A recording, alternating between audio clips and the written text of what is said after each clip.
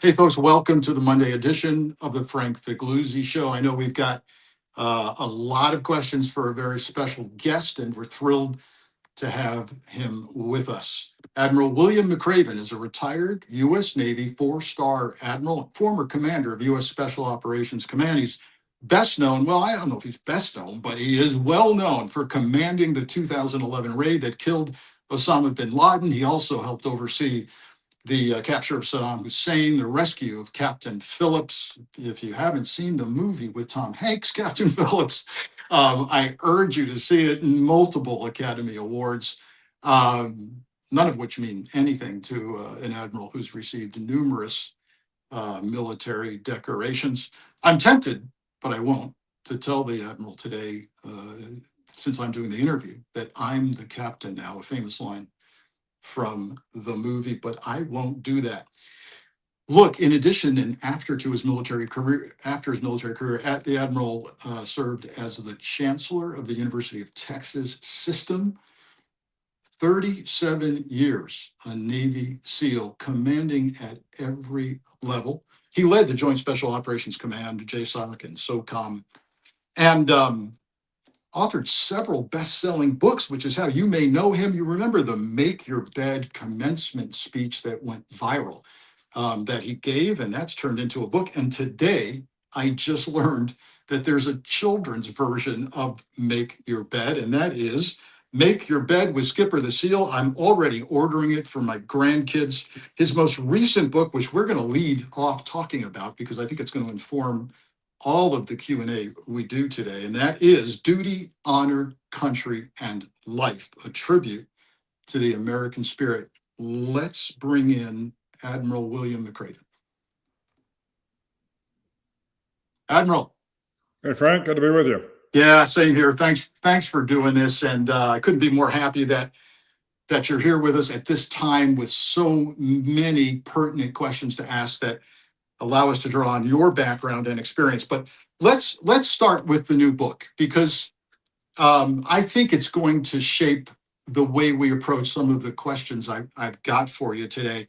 Duty, Honor, Country, and Life, a tribute to the American spirit. Let's start with the simple one. What's the American spirit?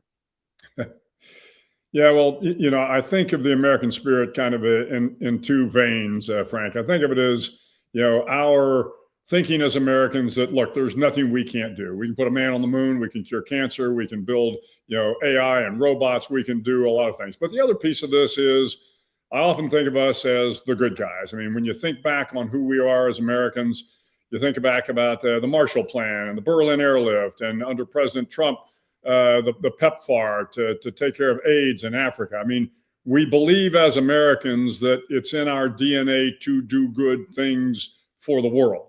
So it's not only about this incredible entrepreneurial spirit that is part of the American spirit, but it's also this belief that, this melting pot can go out and do great things for the world. That's the American spirit. Yeah, agreed. And here we are in the 250th year of our nation's founding. And are you concerned at all that good guy perception of us around the world may be diminished? Does that concern you? Well, sure, it concerns me. I certainly believe that from a political standpoint, from a capital to capital standpoint, there is real concern about, whether or not everything we're doing in the world today is just transactional. We used to believe that the values of who we are as Americans, this idea of freedom and justice and universal rights and things that were important to the world were important to us. And it wasn't always about we're only going to do things if they're good for America. Well, today we have, again, from a capital to capital standpoint, we seem to be nothing but transactional. We're only going to help you if what you're doing can help us as well. And that is not the American spirit that certainly I grew up with. But here's what I'll offer to you is, look, I travel all around the country all the time. I travel all around the world, and the American people still have the American spirit. The American people want to do good. And again, on the left, on the right, in the middle, no matter where I go, I find people that want to help their neighbors, that want to raise their children well, that care about education and healthcare and the things that are important for our country, and they care about what's going on in the world. So I think the American spirit is still there. Unfortunately, it is overshadowed by a lot of the narrative coming out of Washington. Yeah, I think you're well positioned to weigh in on how important having allies who have our back is to national security and getting things done. You've seen it. You fought alongside those allies in war, and I from your observation point, where do you see our relationship with allies right now? Well, it's probably the lowest I've seen it in all my years in national security, Frank. I mean, the fact of the matter is our allies are incredibly important. You know, Churchill had this famous saying that the only thing worse than fighting with allies is fighting without them. And, you know, we've been finding out what it's like to fight without allies. But as I've said before, look, you can't bring our allies into the Oval Office and humiliate them. You can't insult our allies and then expect that they will be there when you need them. You need to build these relationships with our allies. The alliances are important. We can't do anything by ourselves. We're finding that out in Iran. We're going to find that out no matter where we go, that it takes our alliances in Europe, in Latin America, in Asia to be able to accomplish the national security and economic goals that we're looking for. So you need allies just like people need friends. And again, if you continue to insult and humiliate your allies, you shouldn't be surprised when they're not there when you need them. Yeah, I cringe every time I see us alienating our allies. I know in counter intel we could not get anything done without certainly without the Five Eyes. You brought up Iran. Let's go there for a minute. You've made a statement before in interviews to the effect that we never won any wars blowing things up. And correct me, I didn't do that justice. But tell me about that concept. Yeah, well, when it comes to Iran, I have had a chance to talk quite a bit about it since February 28th. And I have told audiences that I've talked to, look, I understand the allure of wanting to change the regime in Iran. I mean, this is a horrible regime. It's been responsible for the death of hundreds, maybe thousands of American soldiers and our allies. They've killed tens of thousands of their own people. They threaten their neighbors. They threaten Israel. This is a horrible regime. But there is a reason that we have not, made a full court press to change the regime since 1979, because it's really, really hard. And so I do understand the allure of wanting to do that from the president's standpoint. And at a time when I'm sure the president was told, look, Hamas has been weakened in Gaza, Hezbollah is on its knees, the Shia militias in Iraq and Syria are down, and the Iranians just had an uprising in January. If ever you were going to do it, now is the time. So, I understand that part of it. But here's what the military would have told the president. They would have told him three things. They would have said, first, regime change is hard. It's really hard. We haven't had a lot of success at it over the last several decades. Second, they would have said, look, we've never been able to bomb our way to victory. In the history of the American military, in order to achieve victory, invariably, you have to put troops on the ground. You've got to stand on the ground that the enemy holds dear. And I don't think we were prepared to do that in Iran. And finally, they would have never, ever talked about Iran without talking about the Straits of Hormuz. They would have said, look, the first time we strike Iran, they're going to shut down the Straits, and that's going to create a problem. Unfortunately, I think the president coming off the victory, the mission in Venezuela probably had an inflated sense of what we as a military could do, and thought he knew best, and therefore decided to go ahead and roll the dice. And of course, predictably, we're where we are right now. Yeah, I'm with you on that. I mean, there's really two major options here. One is to say, well, he's not getting that important advice, or two, he's getting it and he's totally ignoring it. And it sounds, correct me if I'm wrong, that you're kind of leaning toward, yeah, he must be getting the advice, but he seems not to care. Is that where this is? Well, I think sometimes you hear what you want to hear. So my guess is, and again, I'm speculating here. I don't know. Yeah, we are. But I'm sure when the military told him this, the president would have said, well, can we open the straits up if they mine it? And the answer would have been, we can, but there's a lot of risk to that, and it's going to take a long time. Mm-hmm. And can we decimate their army and their navy and their nuclear infrastructure? The answer is yes, we can. That doesn't necessarily mean we will be victorious. So again, as the president, I'm sure, posed these questions, he would have gotten answers that to his mind thought, well, okay, I can assume that risk. But again, I think most junior planners would have said this is going to be exceedingly difficult. Iran is a very, very big country. I'm here in Texas, and I always tell my Texas folks that I'm talking to, I said, look, Iran is 2.5 times the size of Texas. So when you think about, well, why don't we just, put troops on the ground? I said, well, that would be like saying, let's put a brigade of Marines or the 82nd Airborne in, El Paso and telling them to march to Houston. I mean, these are very, very difficult things to do.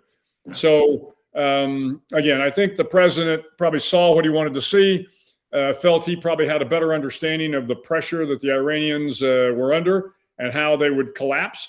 But he didn't study history, because if you look back, the Iraq-Iran war, I mean, the Iranians lost, 1 million guys over 8 years, and they were still fighting. This is a very, very tough regime, and I don't think they're going to go away anytime soon. Although the economic pressure is certainly going to cause some pressure on the Iranian regime. Yeah, that's where we seem to be right now. As of today, we've switched to financial pressure. Do you really think we've depleted our munitions in Iran to the point we're at a dangerous level or a very vulnerable level? And I know we're both engaging in conjecture. We're going on public reports here, but this is a concern. Yeah, sure. I mean, it's a concern, but for your listening audience, I mean, where we are short are on the long over the horizon munitions. So we're down about 65%. On our Patriots, these are the air defense things. We're down about 40 some odd percent, I think, on our TLAMs, our Tomahawk land attack missiles, the long over the horizon. So some of the more sophisticated, long range, long lead time items we are down on. But we still have a lot of dumb bombs, smart bombs. We have air superiority. The problem is, I think we've run out of real substantial targets militarily, and so. Several weeks ago, the commander of U.S. Central Command, at least reports show that he told the president, look, we can continue bombing, but we've got no more targets that will somehow sway the position in the Straits of Hormuz. So I don't know that there's any point in going back to bombing. And I think that's why that stopped and why now they've shifted to economic warfare. Wow. Not to sound cavalier, but it's like good news, bad news. Good news, we've nothing left to bomb. Bad news, we're out of certain missiles. It's just we're down again. We're down out of certain missiles, and certainly again from the standpoint of our Arab allies, the Patriots are the ones that are most concerning, because they're the ones where they are protecting the refineries and the desalination plants and the critical infrastructure and our U.S. military bases that are there in the region. For sure, this could be semantics, but Trump insists on calling the Pentagon the Department of War. Does that have any deeper meaning, or should we kind of just move on from there? What do you think that's about? Well, I mean, this is you know what this is, Frank. This is the manhood issue. We want to be the warriors and not the defenders. Like it's a semantic game. I don't think anybody that's wearing a uniform particularly cares whether we're the Department of Defense or the Department of War. We changed the name of the Gulf of Mexico to the Gulf of America. Somehow, I don't think the Merchant Marines cared what it was called. They're still gonna move along the water. So, look, I'm sure the next administration comes in could change it, and it really won't make a lot of difference to the soldiers. Yeah, for sure. A lot of optics going on here, and a lot of form over substance, perhaps. Something that's not necessarily form over substance. There are reports that a draft policy document is making the rounds and headed toward the White House that would have us rely a lot more on small tactical nuclear weapons for regional conflicts. We just talked about how we're down certain munitions. What are your thoughts on a policy that might rely more on tactical nukes for offensive and defensive capabilities? Yeah, well, the military, and sometimes these reports get blown out of proportion. The military is always doing planning. The military is always somebody on the WMD side, on the nuke side, that is, looking at, courses of action. But that doesn't mean, and my thinking is, in no way, shape, or form are we going to use tactical nukes in in any scenario, short of, frankly, all-out nuclear war. So I'm not concerned. Again, this report is probably getting a lot more coverage than it deserves. Again, somebody might write it into doctrine, but that doesn't necessarily mean that anybody's going to use a tactical nuke in a wartime environment. I just don't see us doing that. Yeah. Well, I actually take some encouragement from that. Thank you. Let's go right back to the Iranian war and the USS Abraham Lincoln. Boy, has that gotten a lot of media coverage. And couple of questions. One, are we looking at a failure of transparency in the administration to say, hey, here's the lowdown on why we're not supplying. We've been unable to supply that ship. And then next question, as the USS George Washington's on its way to reposition and replace it, are we concerned about vulnerability in the Pacific where the Washington was positioned? Yeah, so having spent a lot of time on ships during Desert Storm, I was on the USS Okinawa, and we were deployed for 10 months, 4 months straight at sea. So I can certainly have an appreciation, and that's almost half the time that these guys have been at sea. But look, sailors are used to being at sea, and I don't want to dismiss the concerns. But I did see the report that Admiral Brad Cooper, who is the commander of U.S. Central Command, went out to the Lincoln to take a hard look at it, to make sure that everything was being done to take care of the sailors. And then I saw actually a CNN report from a reporter who went on board the carrier and said, look, most of those people there, they're not reading the news. They're not aware that this has created a bit of a media storm. Yeah, I mean, sometimes the toilets get jammed up and, the food isn't everything you need it to be. And now, again, I don't want to dismiss the mental health concerns, but also recognize that the carrier is, this is a small city, and this is 5,000, 6,000. I'm not sure what they've got on board this one, but it's a large city, so you are going to have problems of mental health. I've been on a lot of ships where, yes, sailors jumped overboard. This again it's a terrible thing, but it's not that unusual. What is unusual is for them to spend so much time at sea. And the sense that, hey, could we not have pulled them into port somewhere to give them a little liberty time? But my guess is the sailors are doing as well as can be expected. And yes, when the George Washington comes from the Pacific, it does leave a gap, but I'm not overly concerned that somehow the threat from the Chinese is greater because the Washington has left. We could surge another carrier if we needed to.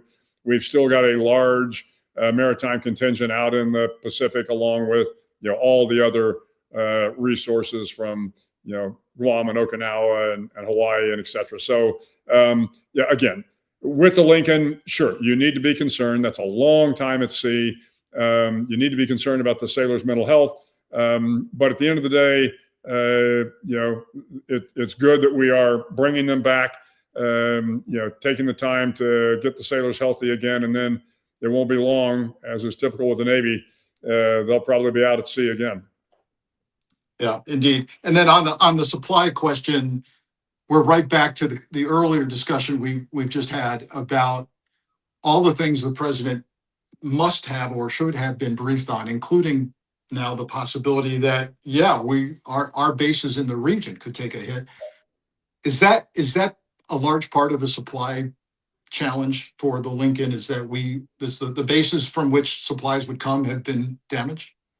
Yeah, so I wouldn't think that's the major issue. So again, from the time I've spent at sea, what normally happens is, for the important things, fuel, of course, it's a nuclear carrier, so the fuel isn't the issue, but a lot of the supplies come over by supply ships, and you cross-deck things. With a carrier, of course, it's a little bit more challenging. But if they're anywhere near Masir, Oman, or near Al Udeid, I mean, these bases have the ability to heavy lift things out to the Lincoln. So again, I don't know exactly how the logistics was working in the Gulf of Oman or the Sea of Oman, but the fact of the matter is, I think when you look at 5,000 sailors, I don't think any of them were starving to death on the ship. Again, fresh fruits and vegetables, these are always a problem because they got to come here quickly. So what ends up happening is you tend to have a lot more fried foods when supplies are low until you can get a resupply of fresh fruits and vegetables. Right. And these sorts of things, I mean, these are important. Make no mistake about it. The sailors are working long days, and it's easy to say, well, my gosh, you're on a ship. Come on, how bad can it be? You got movie nights on certain nights, and you got an ice cream machine, but that's not the issue. The issue is the isolation, the boredom, and frankly, just the hard work. Like I said, they'll do a 12-hour working day, and then a lot of them will have watches to stand after that. So they'll have 12 hours, then they'll have a 4-hour or maybe even a 6-hour watch after that, and then they get a little downtime, but that includes sleeping and then getting up and starting your day all over again. And you want to make sure that the sailors are alert when you're launching aircraft. So their mental health, their physical health is very, very important.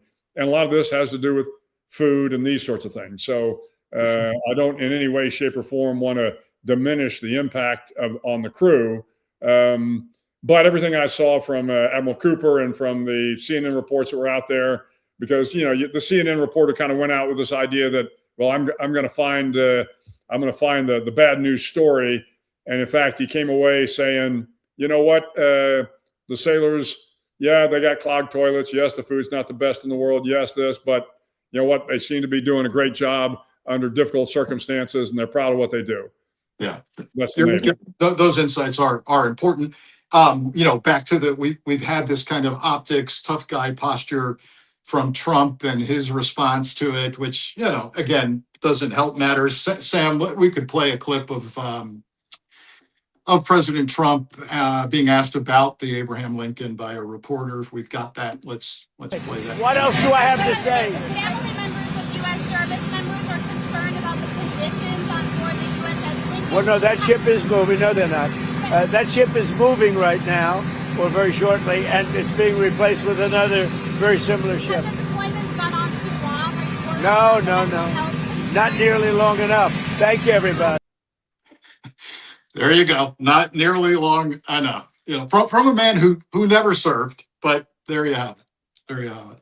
I want to talk about just Trump a little bit, because he is the commander-in-chief, and you've worked for commanders-in-chief across the political spectrum, from Barack Obama, George W. Bush.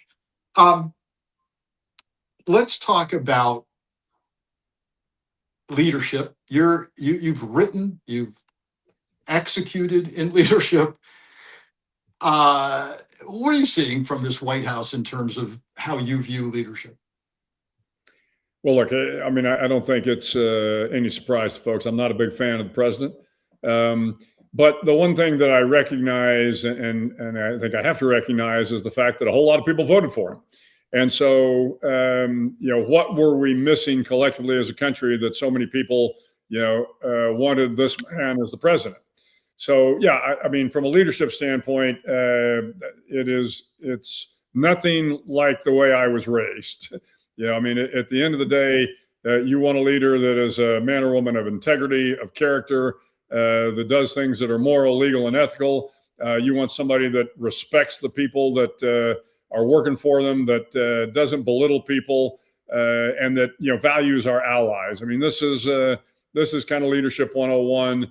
And I don't see a lot of that from this president. But again, he is the duly elected president, the commander-in-chief.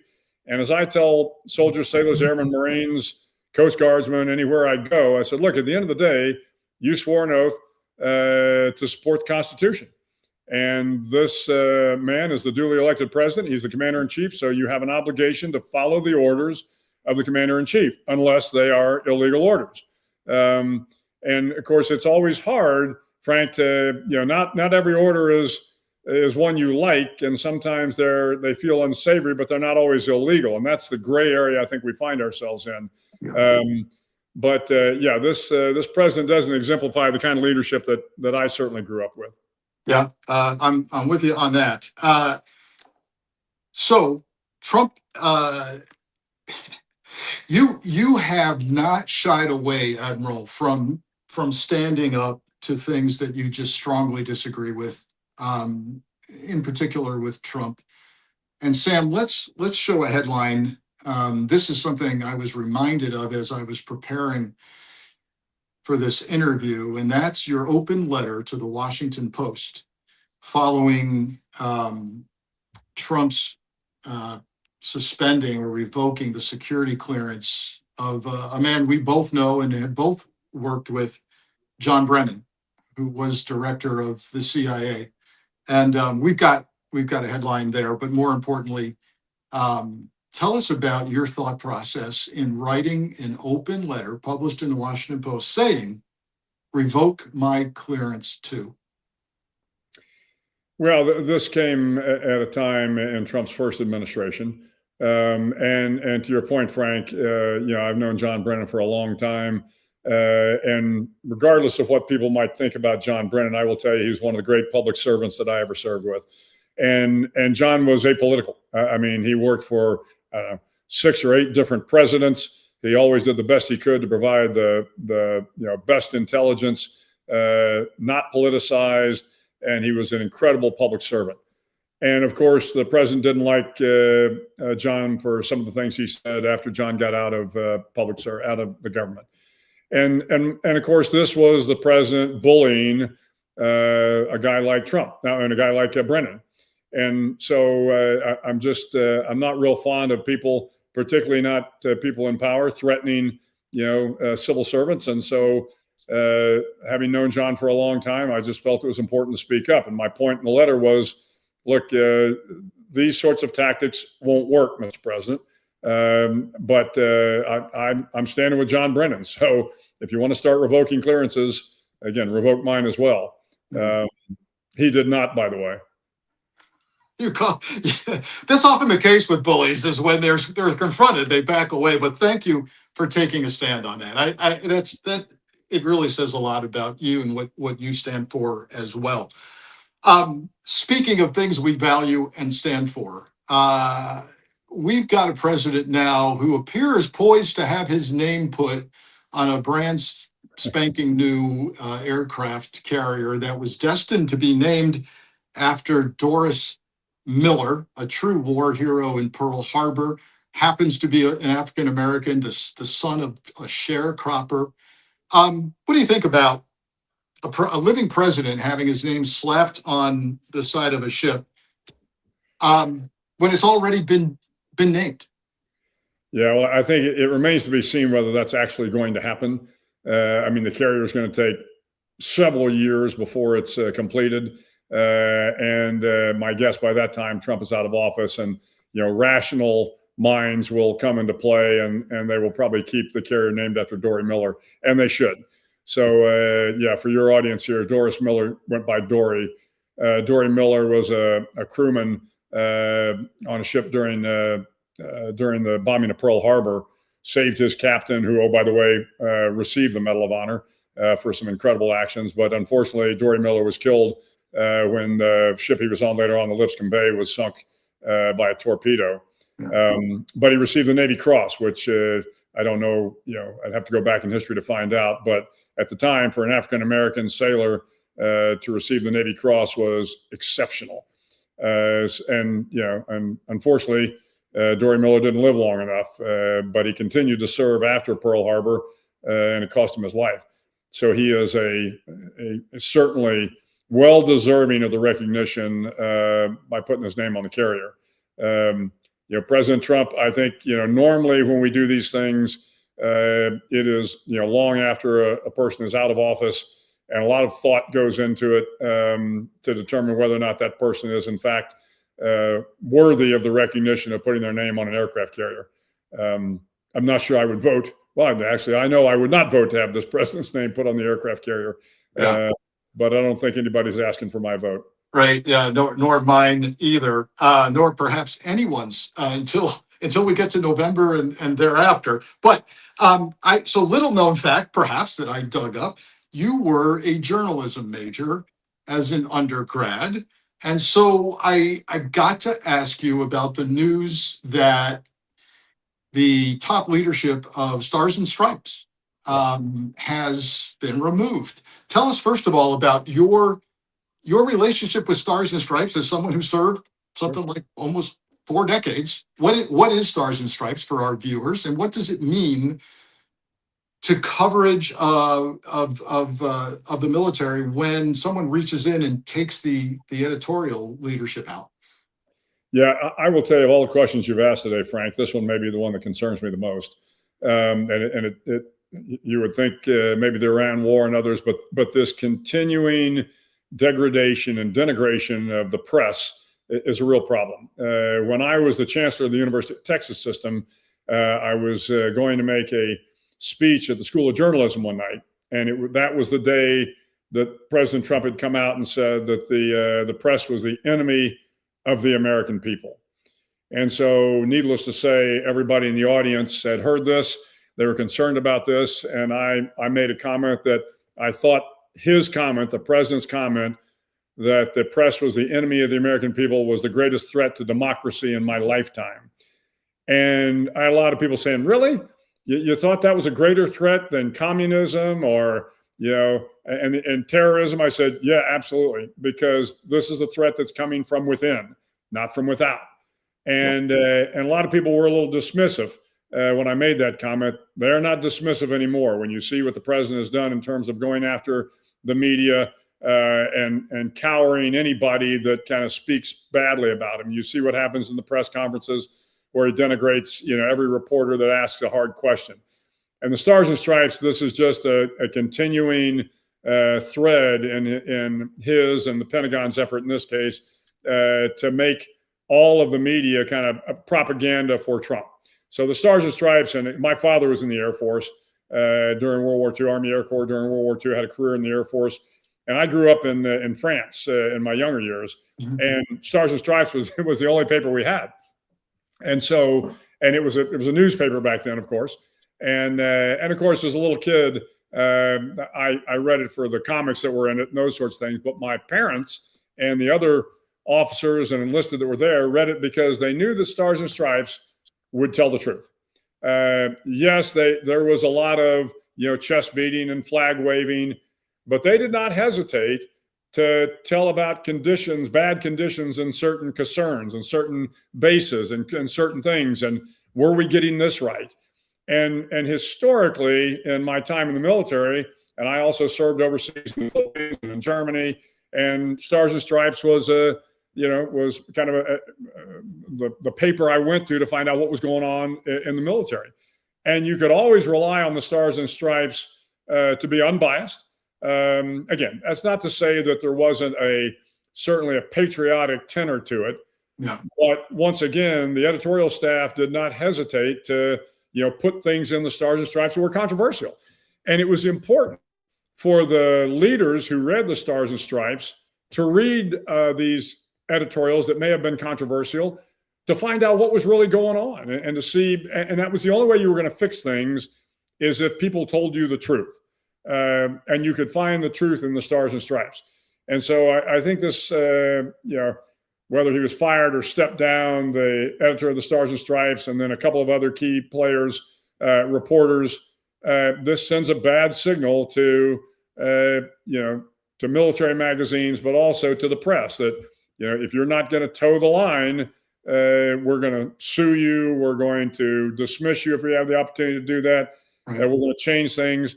And, the First Amendment is the First Amendment for a reason, because freedom of speech is that important to who we are as a country, as a democracy, as a republic.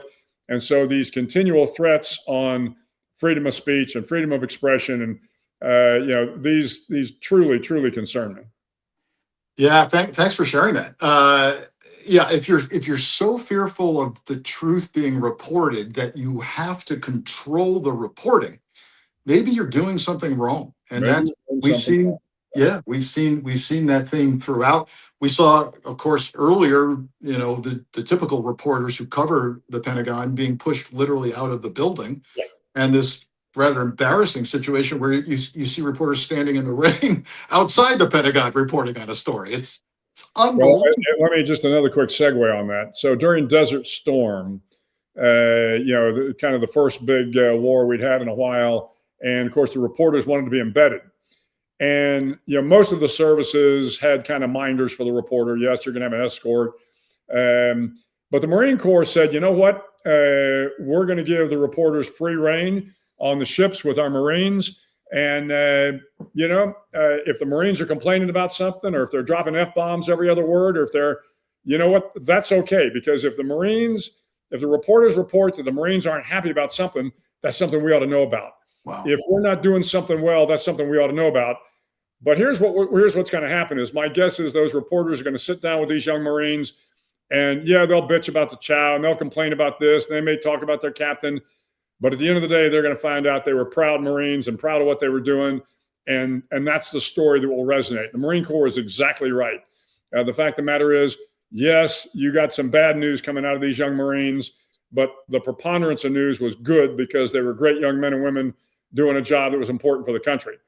And again, this idea that we're going to put reporters out there and let them report the truth, as painful as it might be, is an important part of, frankly, who we are as Americans and who we are as a military. Yeah, I love that. We should not be afraid of transparency, with the obvious that, yes, of course, classified operations and all of that need to be preserved, but that's not what this is about. And this goes all the way back to Vietnam. I mean, the concept of embedded journalists with troops is what opened the eyes of not only the average American, but back in Washington, I think leaders were like, holy cow, this is worse than we're being told it is. Right. Yeah. Right. So back to the most current book, again, for our viewers, it's Duty, Honor, Country, and Life, a tribute to the American spirit. You over the years, you've spoken a lot about values. You've said American spirit equals our values, what we value. And I've got a question on that, based on your really unique role overseeing special operators.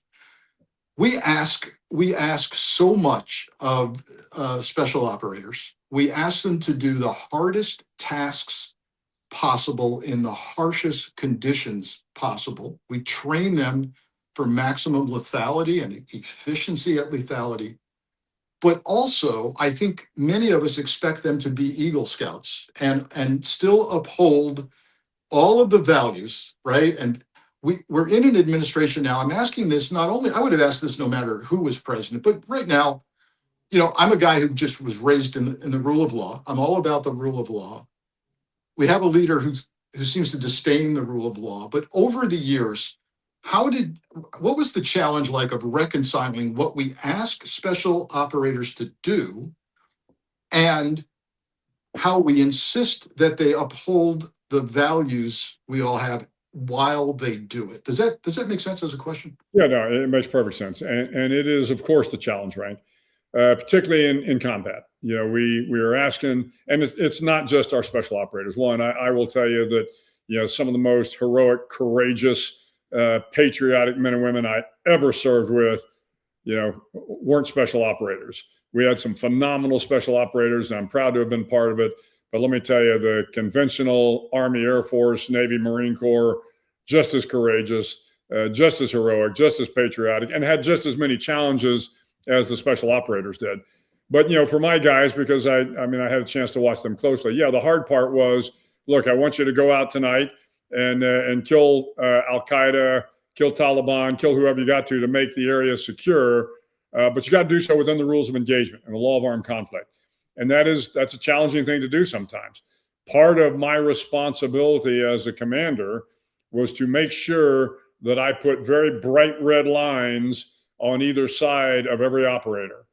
And I did so for a couple of reasons. One, I needed to make sure that what we were doing, again, was moral, legal, and ethical, that we were following the rule of law and the law of armed conflict. But the other thing was, these operators, they needed a way sometimes not to kill guys just because they had a gun. I didn't want them to, come back after their time in Iraq and Afghanistan and regret having taken an action at the time that, may not have been within the bright red lines. So a lot of times as a commander, I went out on missions with the guys probably once a week, maybe once every 2 weeks. And part of that was to share the hardships, but it was also to make sure that they understood what my expectations were. And I didn't care whether they blamed things on me. That was okay. Doggone it, the Admiral says we got to do this. The Admiral says we got to do this, so we can't do this. I'm okay with that. Because at the end of the day, I want them to come out of this terrible, terrible conflict, this war, whatever it happens to be, with their head held high, knowing that they fought as hard and as hard as they could for the right reasons, and that they killed only the bad guys. If we could only kill the bad guys, and they can come out with their dignity and their respect intact. And again, that, make no mistake about it, that's a hard thing to do, particularly when you're in a war like we had in Iraq and Afghanistan, where it's an insurgency. It's hard to tell the good guys from the bad guys. Sometimes the innocents get killed. Not everybody's wearing a uniform. These are challenging times. But yeah, this is a hard thing for any soldier, sailor, airman, Marine, and it's hard for a commander to make sure the guys are, again, staying within the lines. Boy, I tell you what, that might be the way to end our discussion, because there's a lot of wisdom in what you just said that applies to all of us, leaders or not, as citizens right now, writ large, because it's up to us right now to establish those bright red lines, point out where they're being violated, remind our elected officials that lines are being crossed when they are being crossed, as you've done in your career. Some wisdom I didn't expect for that question, but we've got it. And it's a constant reinforcement of the red lines that we need to engage in as a society, even when our leaders may not recognize those lines that become blurred. Admiral, I'm grateful for our time together. Mostly, I'm grateful for your service to the nation. And I think many